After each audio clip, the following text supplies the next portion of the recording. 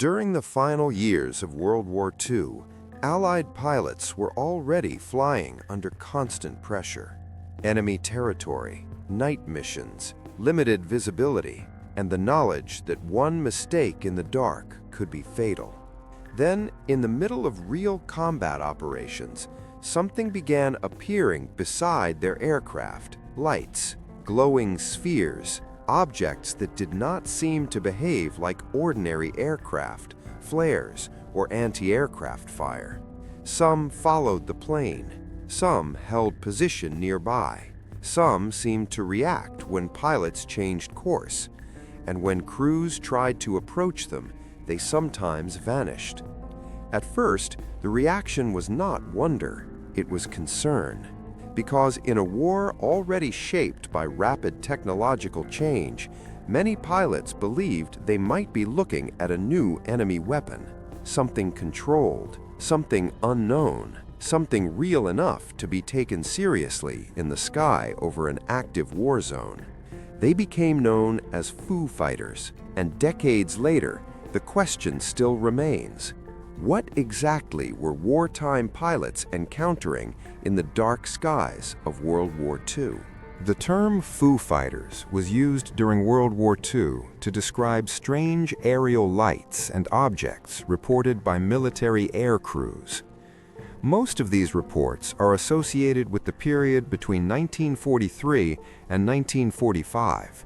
They are linked mainly to Allied personnel, especially American and British crews, although similar observations were also discussed in other parts of the war. The descriptions were not always identical. Some witnesses described glowing balls of fire. Others mentioned red, orange, yellow, or white lights. Some referred to metallic-looking objects, while others described elongated or cigar-shaped forms. But what made the phenomenon memorable was not just the appearance, it was the behavior. These lights were said to follow aircraft, maintain distance, appear suddenly, and disappear abruptly.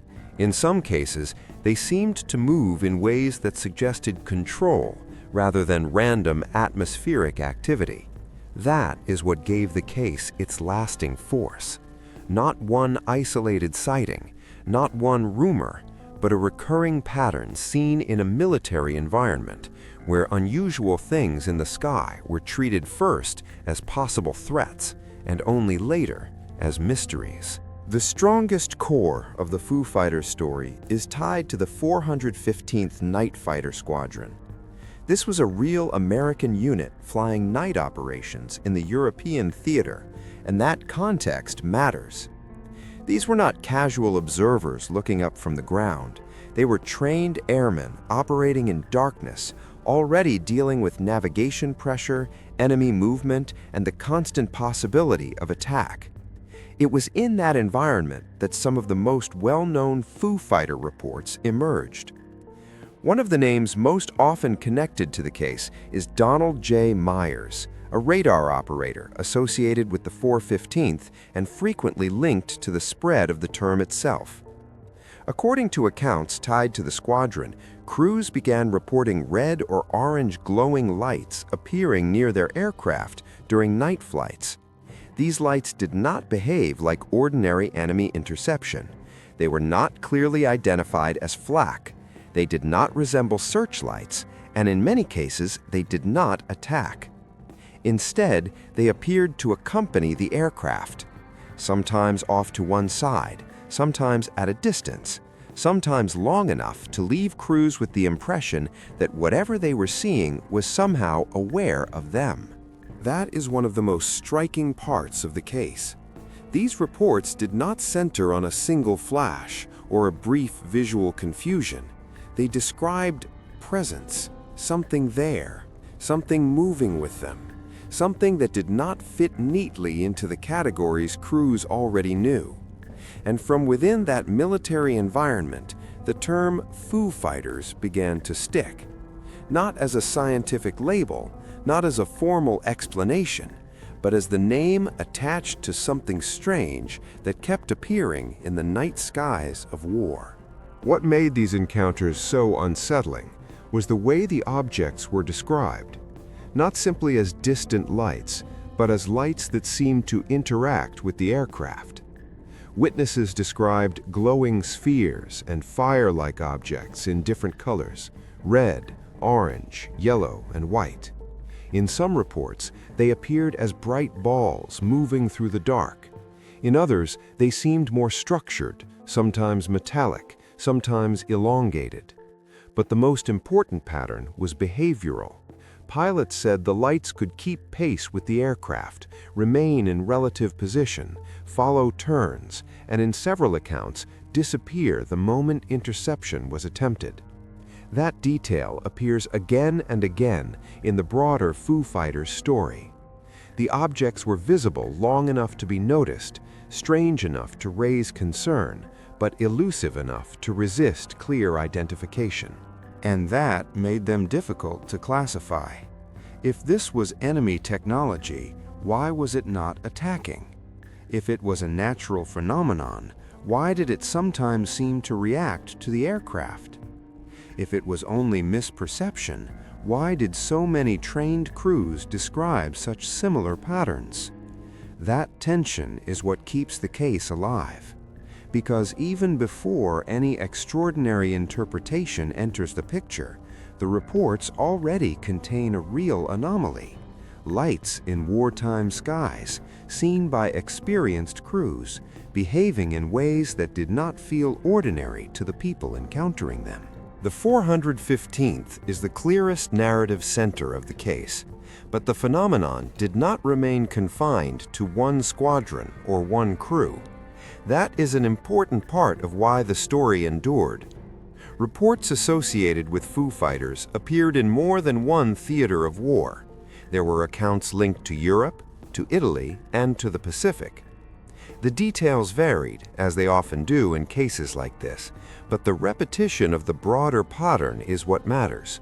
Glowing lights, unusual aerial objects, nighttime observation, apparent tracking or pacing of aircraft, and no single explanation that easily accounts for every version.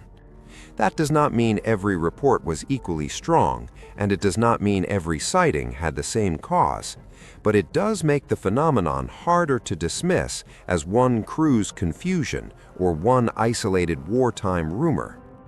The more the pattern appears across separate contexts, the harder it becomes to reduce the entire case to one local mistake. And that is where Foo Fighters becomes more than just one memorable squadron story. It begins to look like a broader wartime phenomenon encountered by multiple crews under different conditions. To understand why these reports mattered, it is necessary to remember what the late war atmosphere looked like. By that stage of World War II, new military technology was already changing the battlefield. The Allies had seen the V-1 flying bomb, the V-2 rocket, jet aircraft, and advanced weapons programs. So the idea that the enemy might still be developing something unexpected was not paranoia, it was a realistic concern. That context gave the Foo Fighters reports a very different weight. These pilots were not describing mysterious lights in peacetime skies. They were operating in a war where something strange in the air could represent a direct threat. So when lights appeared near aircraft and behaved in unfamiliar ways, many crews did not leap to supernatural conclusions. They thought in military terms. Was this a secret weapon? A new tracking device? An experimental aircraft? Some kind of guided system? That reaction makes the case stronger, because it grounds the reports in the logic of wartime survival. The witnesses were not trying to create a fantasy. They were trying to determine whether they were facing a new danger. And in many ways, that is what gives the Foo Fighters story its credibility. The mystery was taken seriously, not because it sounded bizarre, but because it appeared tactically important. Part of what preserved this case in public memory was the name itself. Foo Fighters was not a technical term. It came from the comic strip Smokey Stover, where nonsense expressions involving the word foo were already part of popular American culture at the time. Within the wartime setting, the phrase was adapted and attached to these strange aerial encounters. That matters for two reasons. First, it gave the phenomenon an identity. Without that name, many of these reports might have remained scattered wartime anecdotes.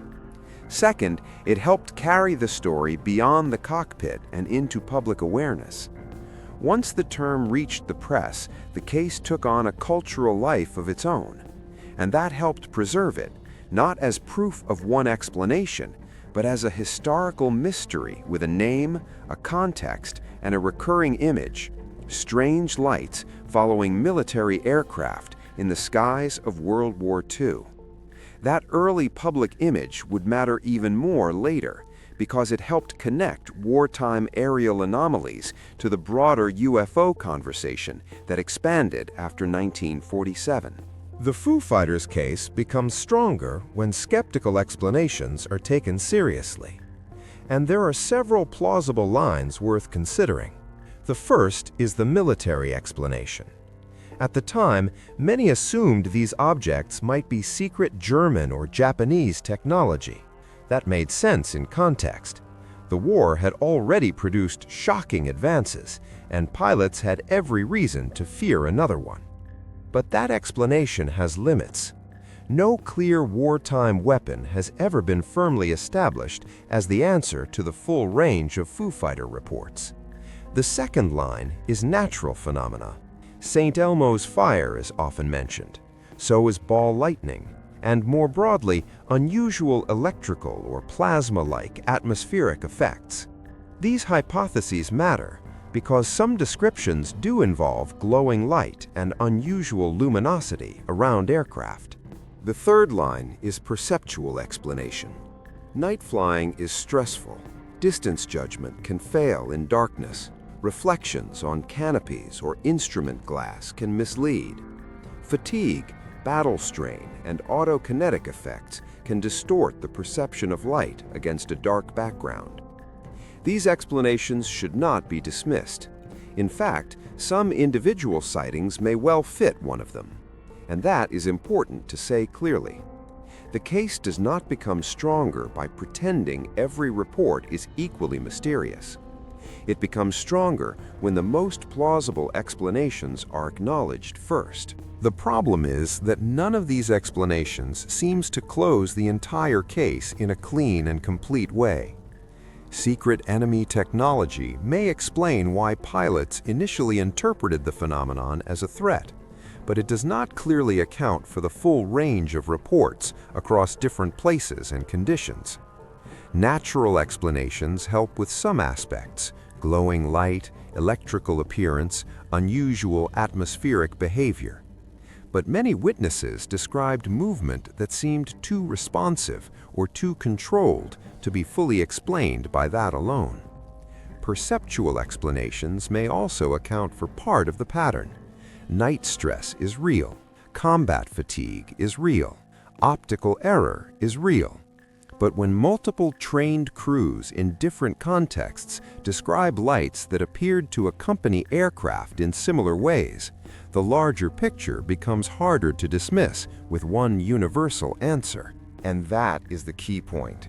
The case does not require an extraordinary conclusion to remain important. It only requires honesty. Some sightings may have ordinary explanations. Some may be mixtures of stress, darkness, and misinterpretation. Some may involve rare atmospheric effects, but the pattern as a whole still resists a single explanation that feels complete. That is why Foo Fighters remains in this unusual space, too substantial to dismiss casually, but too inconclusive to solve with certainty. And for a case like this, that unresolved middle ground is exactly what makes it endure.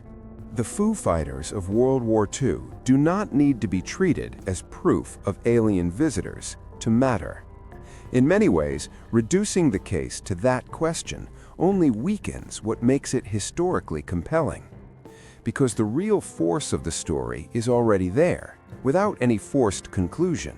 Military witnesses, combat conditions, repeated reports, a real wartime fear of secret enemy technology, and an anomaly that never settled into a definitive explanation.